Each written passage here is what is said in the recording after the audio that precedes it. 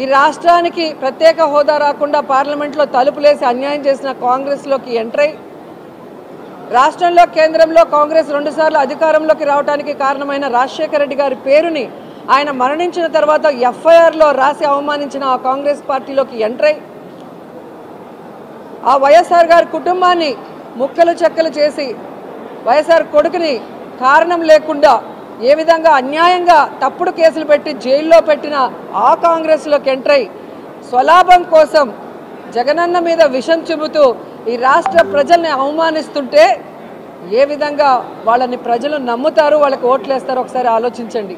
కాబట్టి పక్క రాష్ట్రాల్లో ఓట్లు పెట్టుకొని పక్క రాష్ట్రాల్లో కాపురాలు చేసుకుంటూ పక్క రాష్ట్రాల్లో కోవిడ్ సమయంలో హ్యాపీగా సేఫ్గా ఉంటూ ఎలక్షన్స్ వస్తే సంక్రాంతి వస్తే డూడు బసవన్లు వచ్చినట్టు ఆంధ్రప్రదేశ్కి వచ్చి జగన్మోహన్ రెడ్డి గారి గురించి అవాకులు చవాకులు పేలితే జనాలు వీళ్ళందరినీ కూడా తొందరలో హైదరాబాద్కి కట్టగట్టి పార్సిల్ చేస్తారని కూడా ఈ సందర్భంగా తెలియజేసుకుంటున్నా. ఇంత ఘోరంగా వ్యవహరిస్తారా?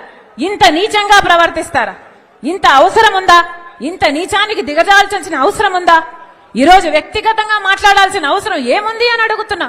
నేను ఇష్యూల మీద మాట్లాడుతున్నా. మీరు స్పెషల్ స్టేటస్ కోసం ఎందుకు కొట్లాడలేదు అని నేను నిలదీస్తున్నా. మీరు పోలవరం కోసం ఎందుకు కొట్లాడలేదు, ఎందుకు తేలేదు అని నేను అడుగుతున్నా. బీజేపీతో మీకు దోస్తీ ఉంది, మీరు బానిసలుగా ఉన్నారు.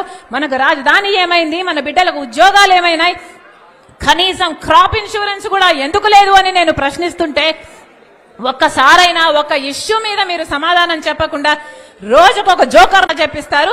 అది మళ్ళీ సోషల్ మీడియాలో మొత్తం పబ్లిసిటీ ఇచ్చుకుంటారు. బుద్ధి, ఇంగితం, జ్ఞానం ఏదైనా ఉందా?